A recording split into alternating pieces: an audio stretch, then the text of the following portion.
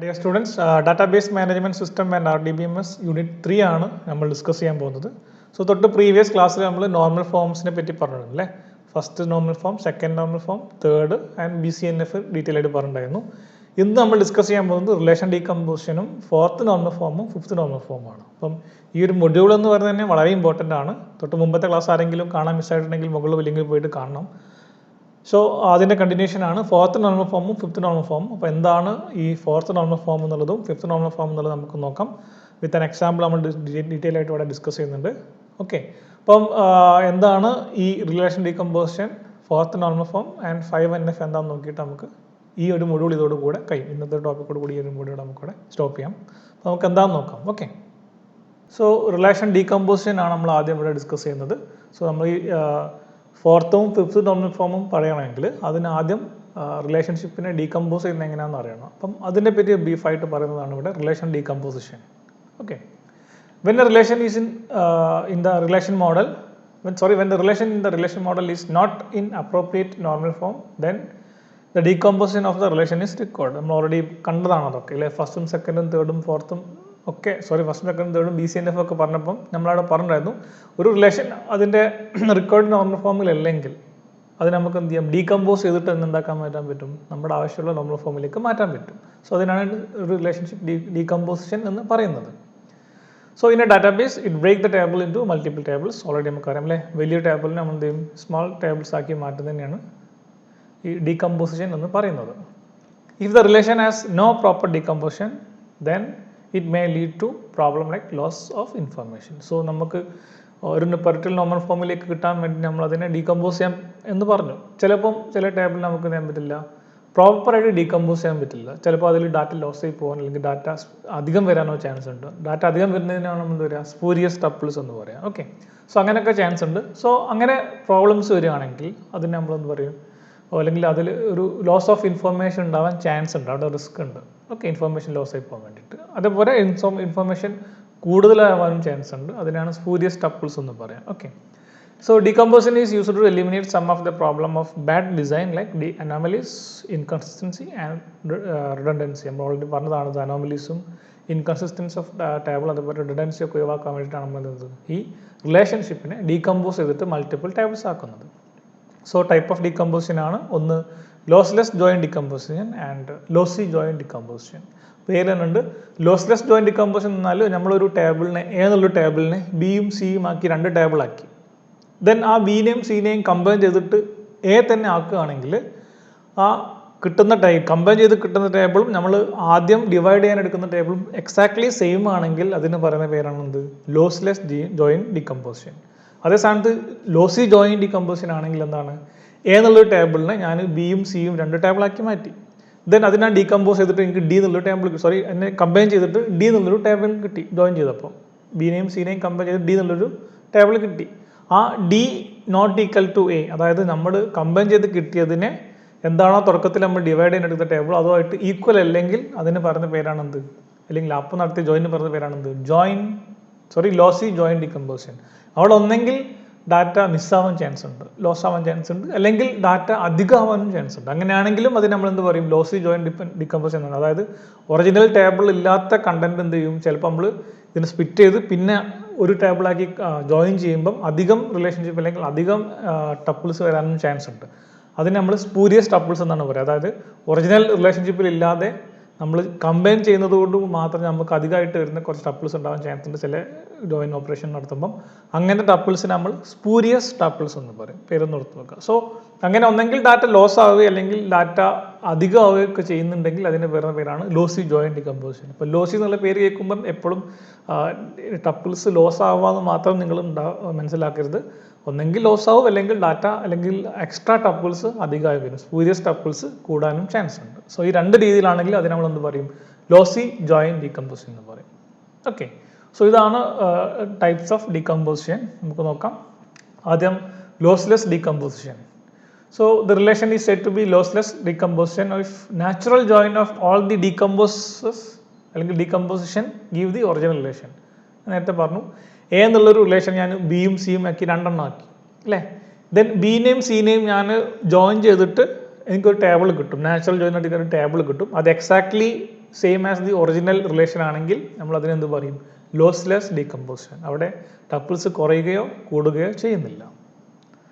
So consider the relationship R which is decomposed into sub relation R1, R2, Rn means number of relationship ആക്കി നമ്മൾ എന്ത് ചെയ്തു? Decompose ചെയ്തെടുത്തു. This decomposition is called the lossless joint decomposition when the joining of the sub relation result the same relationship R that was decomposed. അതായത് R1, R2, R3, R4, Rn വരെയുള്ളതാക്കി decompose ചെയ്തു നമ്മൾ Rനെ. ഇനി ഇതിനെ നേരെ തിരിച്ച് നാച്ചുറൽ ജോയിൻ എടുത്ത് join ചെയ്യുകയാണെങ്കിൽ exactly ഈ സെയിം R കിട്ടുകയാണെങ്കിൽ ഇതിനെ പറയുന്ന പേരാണ് lossless decomposition. For lossless join decomposition we always have R1 to R2, R3, up to Rn വരെ നാച്ചുറൽ ജോയിൻ നടത്തി കഴിഞ്ഞാൽ നമുക്ക് എന്ത് കിട്ടും? എന്താണോ നമ്മൾ ആദ്യം ഡീകമ്പോസ് ചെയ്ത റിലേഷൻ ആ എക്സാക്ട് റിലേഷൻഷിപ്പ് തന്നെ കിട്ടും. അതിനാണ് നമ്മൾ എന്താ പറയുക? ലോസ്ലെസ് ഡീകമ്പോസിഷൻ എന്ന് പറയുന്നത്. So example consider the following relation R A B C. ഒരു റിലേഷനാണ്, 3 ആട്രിബ്യൂട്ട്സ് ഉള്ള റിലേഷനാണ് A B C. ഇതിന് ഇതാണ് ഡാറ്റ 1 1 2 1 2 5 3 ആൻഡ് 3 3 3 R എന്നുള്ള റിലേഷൻഷിപ്പിൻ്റെ ഇതാണ് നമ്മുടെ relation. Consider the relation decompose into 2 sub relation table R1 AB എന്നുള്ള 2 ആട്രിബ്യൂട്ട്സ് വെച്ചിട്ട് R1 എന്നുള്ളൊരു റിലേഷനും BC എന്നുള്ള 2 ആട്രിബ്യൂട്ട് വെച്ചിട്ട് R2 എന്നുള്ള റിലേഷനാക്കി ഞാൻ ഡികമ്പോസ് ചെയ്തു.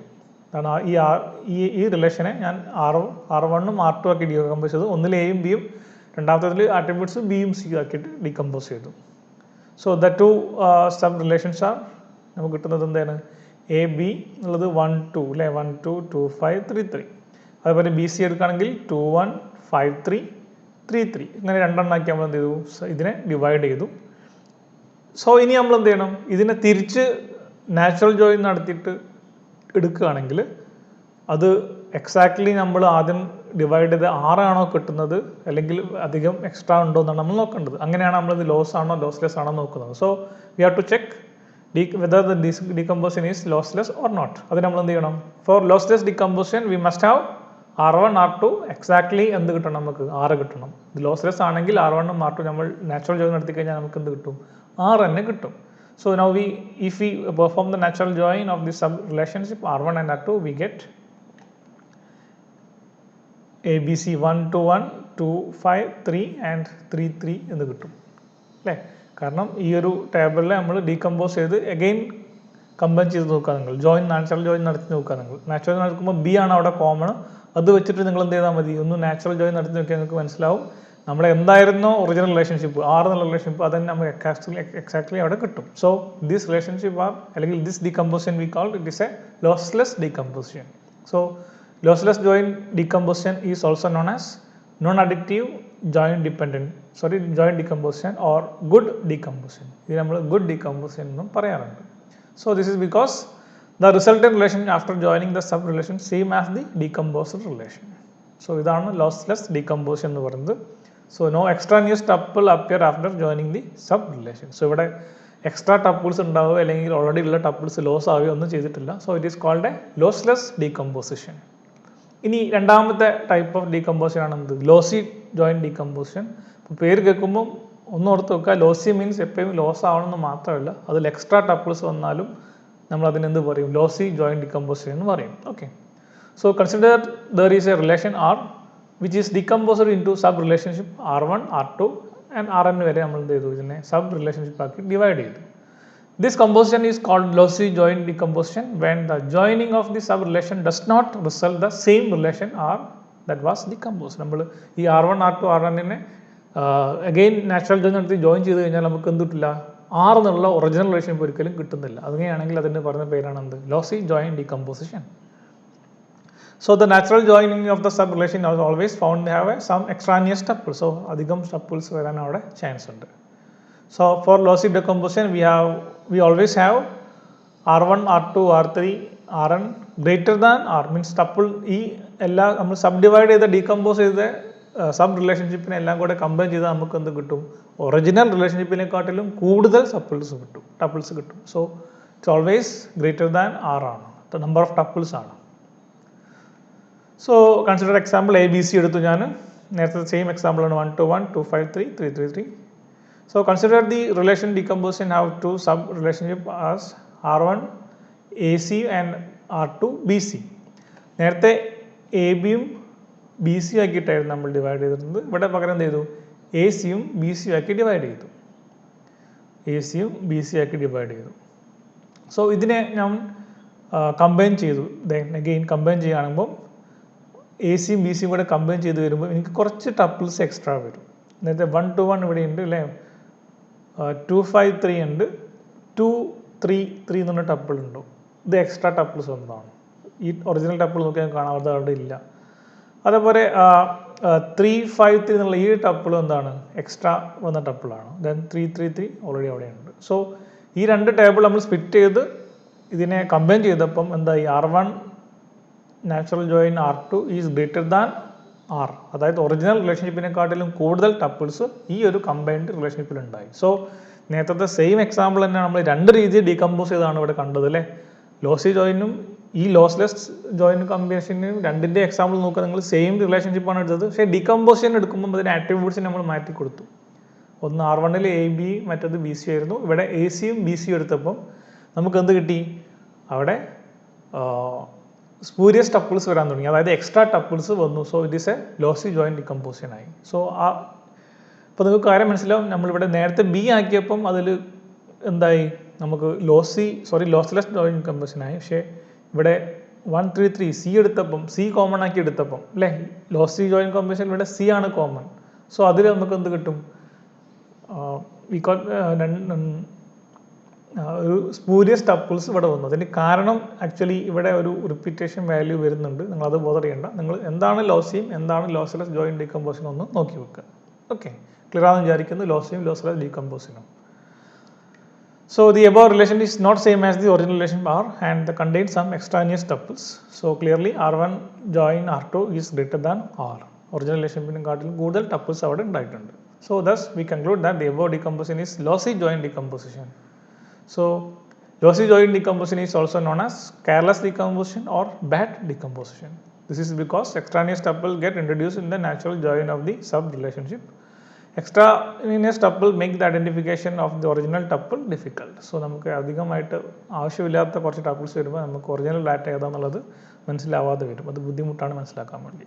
ഓക്കെ, സോ നമുക്ക് എങ്ങനെയാണ് ഒരു determine whether A decomposition is lossy or lossless. ഒരു ഡീകമ്പോസിഷൻ ചെയ്ത് കഴിഞ്ഞാൽ അതിനെ കമ്പൈൻ ചെയ്ത് നോക്കാതെ നമുക്ക് അത് ലോസി ആണോ ലോസ്ലെസ് ആണോ നമ്മൾ എങ്ങനെയാണ് ഡിറ്റർമൈൻ ചെയ്ത് മനസ്സിലാക്കുന്നതെന്നാണ് ഇനി പറയാൻ പോകുന്നത്.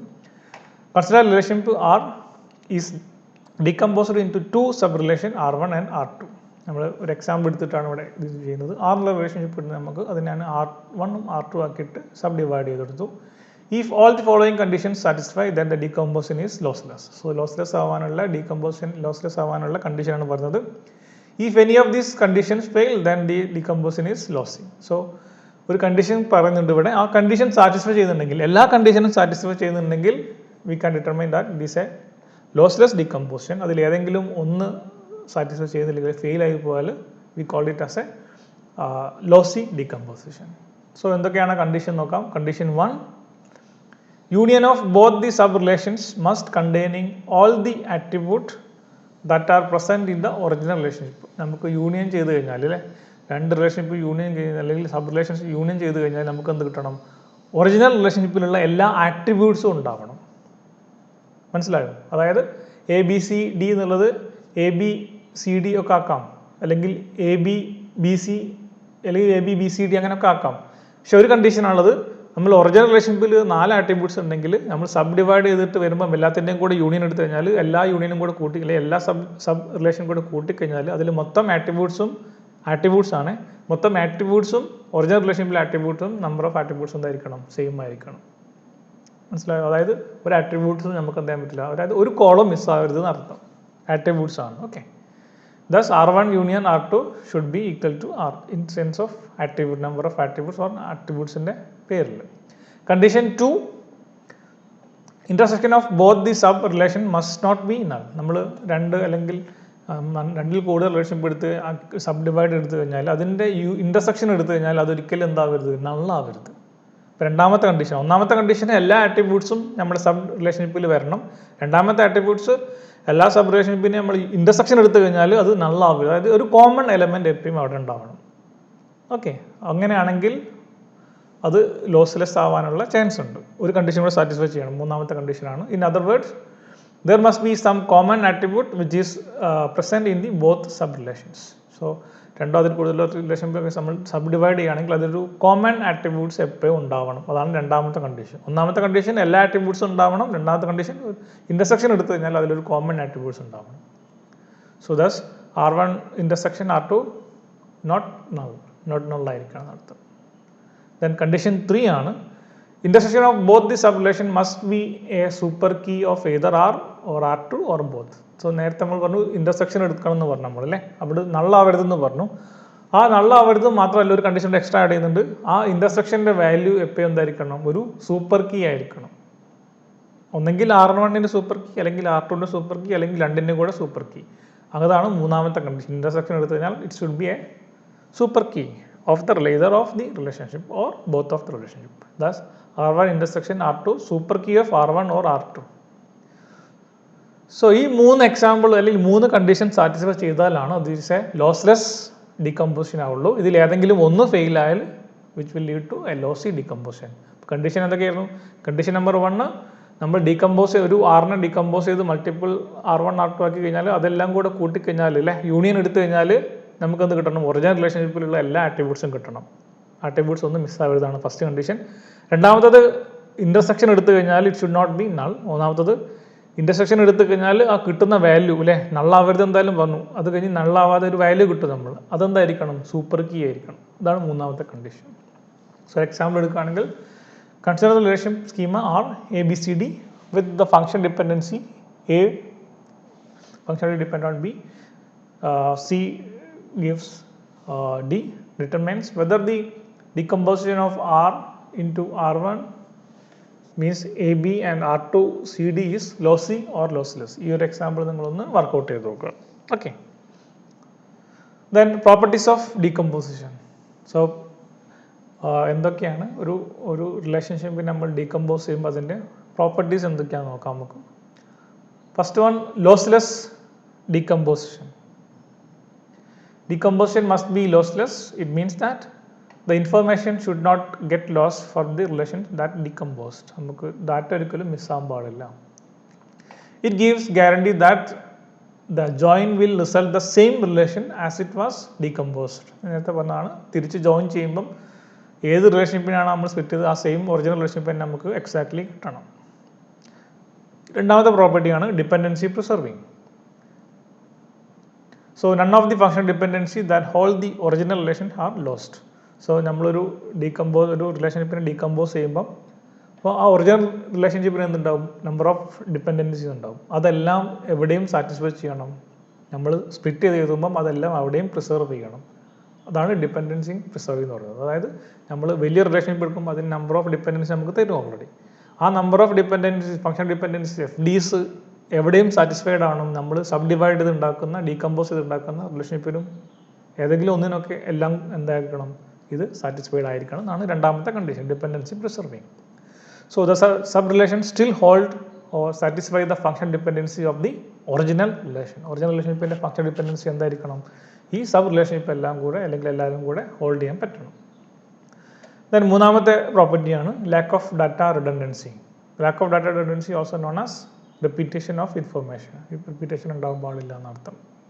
The proper decomposition should not suffer from any data redundancy. അതിൽ ഡാറ്റ റിഡൻഡൻസി ഉണ്ടാവരുത് എന്നർത്ഥം. ഓക്കെ, ഇതാണ് മൂന്ന് പ്രോപ്പർട്ടീസ്. ഓക്കെ, ഇപ്പോൾ ഇത്രയാണ് ഡീകമ്പോസിഷൻ്റെ കാര്യത്തിൽ നമുക്ക് ഡിസ്കസ് ചെയ്യാനുള്ളത്. ഓക്കെ, അപ്പോൾ ഡീകമ്പോസിഷൻ ലോസ്ലി ലോസ്ലെസ് എന്താണെന്നുള്ളതാണ് നമ്മൾ വളരെ ഡീറ്റെയിൽ ആയിട്ട് ഇവിടെ പറഞ്ഞു. ഓക്കെ, ഇനി ഉള്ളത് നമുക്ക് ഫോർത്ത് നോർമൽ ഫോമാണ് നമ്മൾ ഡിസ്കസ് ചെയ്യേണ്ടത്. അപ്പോൾ ഫോർത്ത് നോർമൽ ഫോം ബേസിക്കലി അത് മൾട്ടി വാല്യൂ ഡിപ്പെൻഡൻസി ഡിപ്പെൻഡ് ചെയ്തുകൊണ്ടാണ് പറയുന്നത്. Okay, there should not be any multi value dependency എന്നാണ് പറയുന്നത്. അപ്പം ആദ്യം നമുക്ക് എന്തറിയണം, എന്താണ് മൾട്ടി വാല്യൂ ഡിപ്പെൻഡൻസി എന്ന് പറഞ്ഞാൽ ഫോർത്ത് നോർമൽ ഫോം മനസ്സിലാവുള്ളൂ. സോ അതുകൊണ്ട് ആദ്യം multi value dependency in database management system എന്താണെന്ന് നമുക്ക് നോക്കാം. അതിനുശേഷം നമുക്ക് ഫോർത്ത് നോർമൽ ഫോമിലേക്ക് പോകാം. Okay, a table is said to have multi value dependency if the following conditions are true. Conditions നോക്കുക നിങ്ങൾ എന്തൊക്കെയാണ്. അപ്പം ഒരു ടേബിൾ മൾട്ടി വാല്യൂ ഡിപ്പെൻഡൻസി ഉണ്ട് എന്ന് പറയാനുള്ള കണ്ടീഷൻസ് ആണ് ഇവിടെ പറയുന്നത്. 3 കണ്ടീഷൻസ് ഉണ്ട്. ആ മൂന്നും ഒരുമിച്ച് സാറ്റിസ്ഫൈ ചെയ്താൽ മാത്രമേ ആ table multi value dependency exist ചെയ്യുന്നു പറയാൻ പറ്റുള്ളൂ. ഓക്കെ, ഫസ്റ്റ് കണ്ടീഷനാണ് for dependency A determines B if for a single value of A, multiple value of B exist. അതാണ് ഫസ്റ്റ് കണ്ടീഷൻ. ഫസ്റ്റ് കണ്ടീഷൻ എന്താണ് പറഞ്ഞത്? എ ഡിറ്റർമിൻസ് ബി എന്നുള്ളൊരു F D നമുക്ക് തന്നു കഴിഞ്ഞാൽ, ഒരു ടേബിളിൻ്റെ എഫ് ഡി ആയിട്ട് എ ഡിറ്റർമിൻസ് ബി എന്നുള്ളൊരു എഫ് ഡി തന്നു കഴിഞ്ഞാൽ അതിൽ ഒരു സിംഗിൾ എക്ക് മൾട്ടിപ്പിൾ വാല്യൂ ഓഫ് ബി ഉണ്ടാവും. അതാണ് first condition. Then the table may have multi value dependency. May have എന്ന് പറഞ്ഞത് അതിന് ബാക്കി രണ്ട് കണ്ടീഷനും കൂടെ സാറ്റിസ്ഫൈ ചെയ്താലേ ഉള്ളൂ നമുക്ക് ഉറപ്പിച്ച് പറയാൻ പറ്റുള്ളൂ. ഓക്കെ, സോ രണ്ടാമത്തെ കണ്ടീഷനാണ് also a table should have at least 3 column for it to have a multi value dependency. ഇപ്പോൾ ഒന്നാമത്തെ കണ്ടീഷൻ എ ഡിറ്റർമിൻസ് ബിയിൽ എക്ക് മൾട്ടിപ്പിൾ വാല്യൂ ഓഫ് ബി ആവുക. രണ്ടാമത്തെ കണ്ടീഷൻ എന്താണ്? മിനിമം 3 കോളം ഉണ്ടാവാണ് നമ്മളെ റിലേഷൻ അല്ലെങ്കിൽ ടേബിളിന്. അങ്ങനെയാണെങ്കിൽ മാത്രമേ അതിൽ മൾട്ടി വാല്യൂ ഡിപ്പെൻഡൻസി ഉണ്ടെന്ന് നമുക്ക് പറയാൻ പറ്റുള്ളൂ. രണ്ടാമത്തെ condition minimum 3 number of columns. Then third condition എന്താണ്?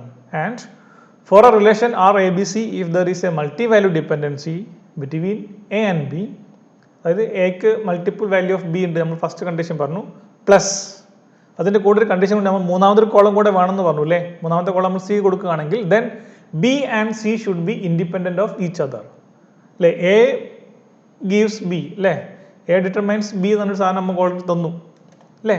അതിൻ്റെ കൂടെ ഒരു കണ്ടീഷൻ കൂടെ ഉണ്ട്, മൂന്നാമതൊരു കോളം കൂടെ വേണമെന്ന് പറഞ്ഞു. അപ്പം എക്ക് മൾട്ടിപ്പിൾ ബി ഉണ്ടാവണം, അതേപോലെ ബിയും സിയും എന്ന് 2 കോളംസ് ഉണ്ട്, അത് തമ്മിൽ ഒരു ബന്ധം ഉണ്ടാവരുത്. They are independent to each other.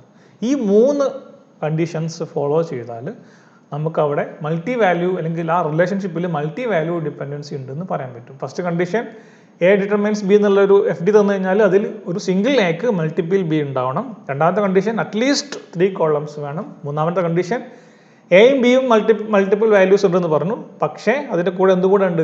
ബിയും സിയും തമ്മിൽ യാതൊരു ബന്ധവും ഉണ്ടാകുന്നില്ല, they are independent to each other ആയിരിക്കണം. ഇതാണ് മൂന്നാമത്തെ കണ്ടീഷൻ. ഈ 3ഉം ഒരുമിച്ച് സാറ്റിസ്ഫൈ ചെയ്യുകയാണെങ്കിൽ മാത്രം ആണ് ഒരു ടേബിൾ എന്തുണ്ടാവുള്ളൂ? മൾട്ടി വാല്യൂ ഡിപ്പെൻഡൻസി ഉണ്ടാവുള്ളൂ. So if all these condition are true for any relation table, it is said to have multi value dependency. അപ്പോൾ ഈ കണ്ടീഷൻ ഒന്ന് ഓർത്ത് വെക്കാം. ഓക്കെ, ഒരു എക്സാമ്പിൾ ആണ്. Below we have a college enrollment table with column SID, course and hobby അല്ലേ. Student I D, course, hobby. അപ്പോൾ 3 columns ഉണ്ടെന്ന് മനസ്സിലായി. ഇപ്പോൾ ഒരു കണ്ടീഷൻ അവിടെ സാറ്റിസ്ഫൈഡ് ആയി. Student I D SID 1 science 1 maths അല്ലേ, 2 C#, 2 PHP. അപ്പോൾ നിങ്ങൾ SID gives course, SID determines source ഉള്ളൊരു FD ഉണ്ടെന്ന് വിചാരിക്കാം.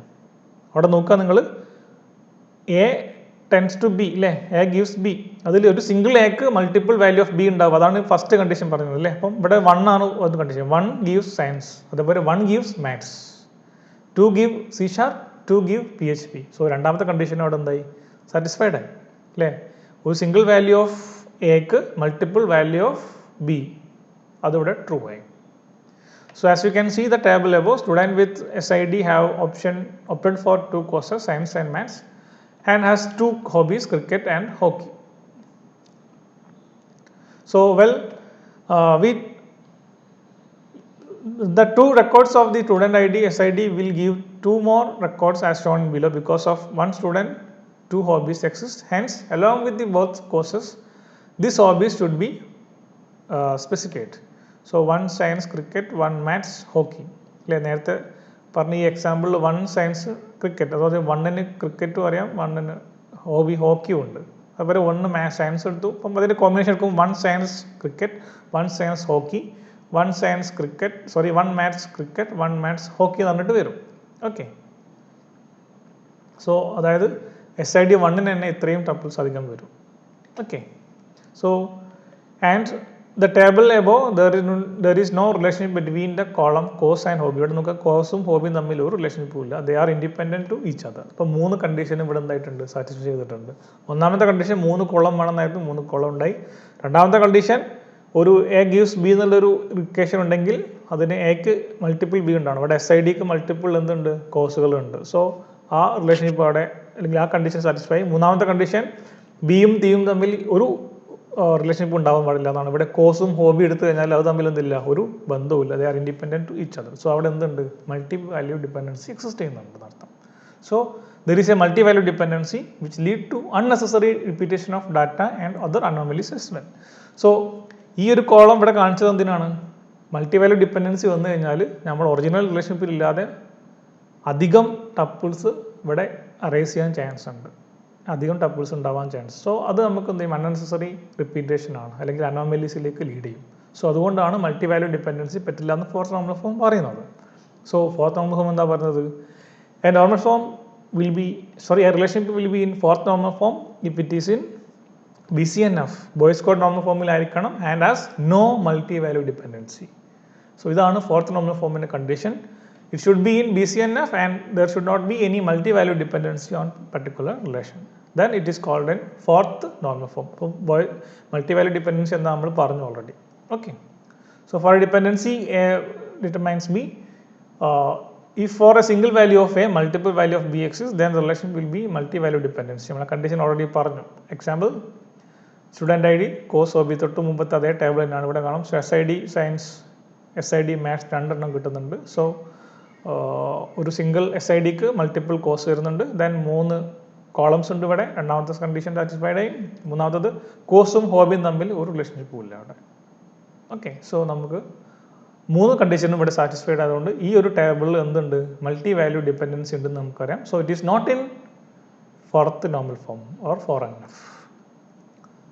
So to make the above relation satisfy the fourth normal form, we can decompose table into 2 tables. So നമ്മൾ ഇതുവരെ ചെയ്ത പോലെ തന്നെയാണ്. തൊട്ട് മുമ്പ് തന്ന ടേബിളിനെ ഫോർത്ത് നോർമൽ ഫോമിലേക്ക് ആക്കണമെങ്കിൽ നമ്മൾ അതിനെ എന്ത് ചെയ്യും? സ്പ്ലിറ്റ് ചെയ്തിട്ട് 2 ടേബിളാക്കി മാറ്റണം. ഫസ്റ്റ് വൺ കോഴ്സ് ടേബിളും രണ്ടാമത്തത് ഹോബി ടേബിളും. എസ് ഐ ഡിയും കോഴ്സും എസ് ഐ ഡിയും ഹോബി. ഇവിടെ തന്നെ നമ്മളൊരു കണ്ടീഷൻ അവിടെ ഫീൽ ആയില്ലേ?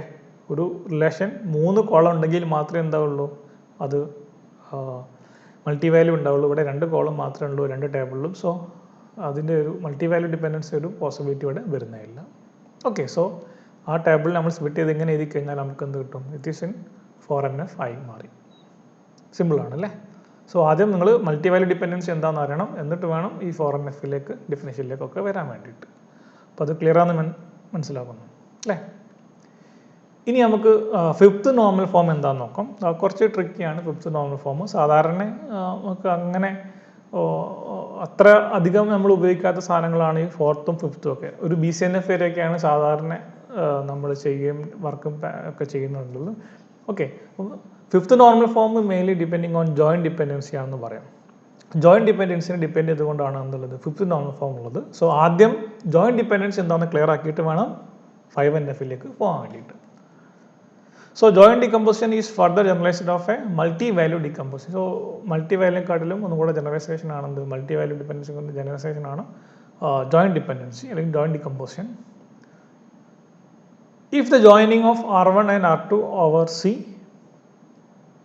Is equal to relation R, നമ്മൾ R1ഉം R2ഉം കമ്പൈൻ ചെയ്ത് കഴിഞ്ഞാൽ നമുക്ക് R എന്നുള്ള റിലേഷൻഷിപ്പ് കിട്ടിക്കഴിഞ്ഞാൽ then we can say that a joint dependency exists. നമ്മളൊരു ടേബിളിനെ സ്പ്ലിറ്റ് ചെയ്തിട്ട് R1 R2 ആക്കി അല്ലേ, എന്നിട്ട് R1നെയും R2വും കമ്പൈൻ ചെയ്തിട്ട് നമുക്ക് ഒറിജിനൽ റിലേഷൻഷിപ്പ് തന്നെ കിട്ടുകയാണെങ്കിൽ അതിനെ, അല്ലെങ്കിൽ അപ്പോൾ നമ്മൾ എന്ത് പറയും? There exist a joint dependency. ഓർത്ത് നോക്കുക, there exist a joint dependency. So when R1 and R2 are decomposition of R1 ABC and R2 CD of the given relationship ABCD. ABCDനെ നമ്മൾ ഡിവൈഡ് ചെയ്ത് R1ഉം R2 ആക്കിയതെങ്കിൽ alternatively R1 and R2 are lossless decompose. നമ്മൾ already പറഞ്ഞു lossless ആണല്ലേ, കാരണം R1ഉം R2 decompose ചെയ്ത് നമുക്ക് എന്തെന്ന് കിട്ടും?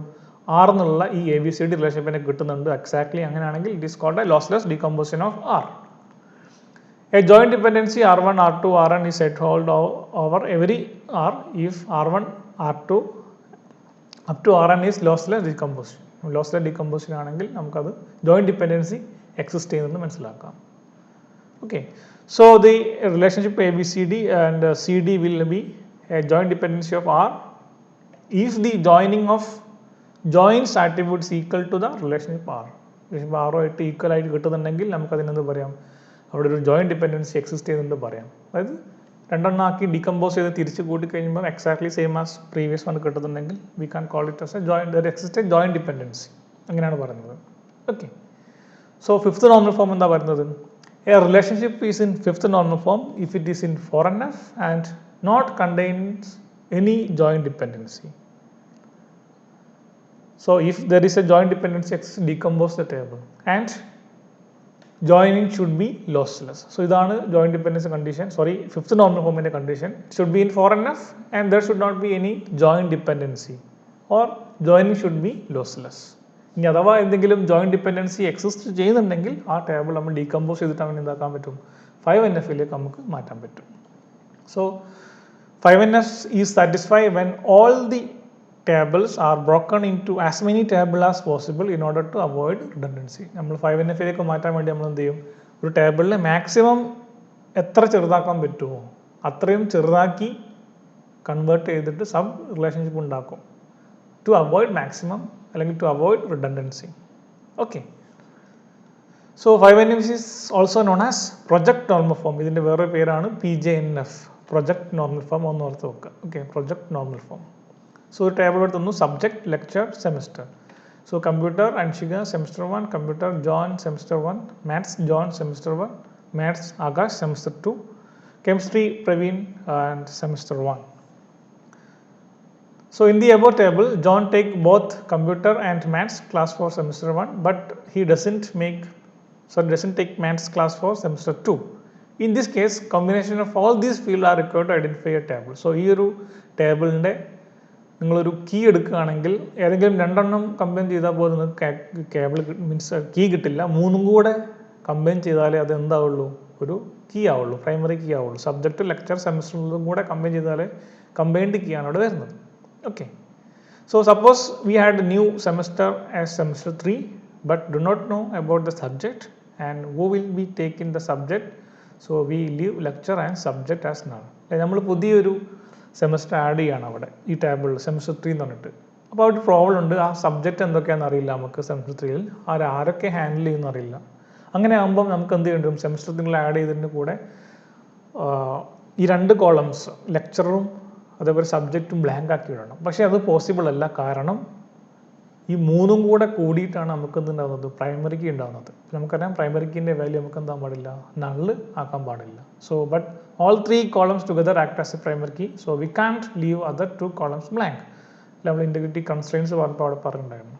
സോ നമുക്ക് ഈ ഒരു കേസിൽ ഒരു എക്സ്ട്രാ കോളം അല്ലെങ്കിൽ കോളത്തിൽ സെമസ്റ്റർ 3 ആഡ് ചെയ്യാൻ പോസിബിൾ അല്ല unless we know subject and subject and faculty. So to make the above table into 5NF, we can decompose it into 3 relation, P1, P2 and P3.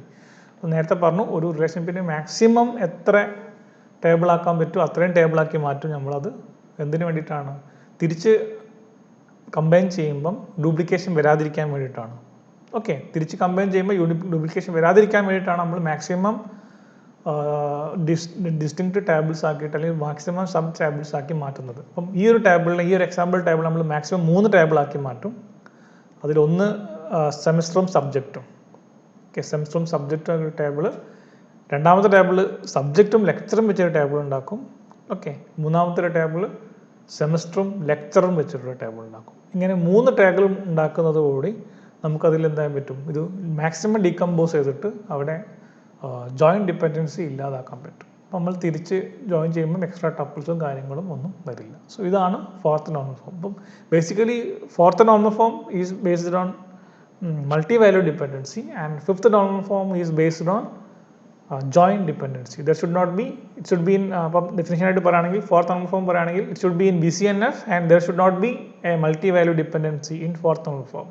Fifth normal formയിലേക്ക് വരുമ്പം it should be in fourth normal form and there should not be any joint dependency അല്ലെങ്കിൽ lossless joint decomposition ആയിരിക്കണം അല്ലേ. അപ്പോൾ എന്തെങ്കിലും joint dependency ഉണ്ടെങ്കിൽ അത് നമ്മൾ എന്ത് ചെയ്യും, ഡീകമ്പോസ് ചെയ്തിട്ട് മാറ്റണം. സോ ഇവിടെ ഈ ഒരു ടേബിളിൽ നമ്മൾ എന്ത് ചെയ്തു, ഡീകമ്പോസ് ചെയ്തിട്ട് അതിലെ ജോയിൻറ്റ് ഡിപ്പെൻഡൻസി നമ്മൾ മാറ്റി ഒരു ടേബിളിൽ 3 എണ്ണാക്കി മാറ്റും. മാക്സിമം ടേബിൾസ് ആക്കി മാറ്റുക എന്നുള്ളതാണ് ഇതിൻ്റെ ഒരു ട്രീറ്റ്മെൻറ്റ്. ഓക്കെ, സോ ഇത്രയാണ് ഈ ഒരു മൊഡ്യൂളിൽ നമുക്ക് ഡിസ്കസ് ചെയ്യാനുള്ളത്. വളരെ ഇമ്പോർട്ടൻ്റ് ആണ് തേർഡ് മൊഡ്യൂൾ. എക്സാമിന് അല്ലെങ്കിൽ DBMS ഒരു ക്വസ്റ്റ്യൻസ് ഏത് എക്സാം, നിങ്ങളുടെ എക്സാമിനാവാം അല്ലെങ്കിൽ നിങ്ങൾ പുറത്ത് ഏതെങ്കിലും ഇൻ്റർവ്യൂവിനൊക്കെ അറ്റൻഡ് ചെയ്യാവാം, അങ്ങനെയൊക്കെ പോകുമ്പോഴും ഒരു ക്വസ്റ്റ്യൻ ഈ ഒരു മൊഡ്യൂളിൽ എന്തായാലും വരും. കാരണം അത്രയും ഇമ്പോർട്ടൻ്റ് ആയിട്ടുള്ള സബ്ജക്റ്റ് ഭാഗങ്ങളാണ് നോർമൽ ഫോംസും അതിൻ്റെ ഡീറ്റെയിൽസും ഒക്കെ. അപ്പോൾ അതിൻ്റേതായ ഇമ്പോർട്ടൻസ് കൊടുക്കുക.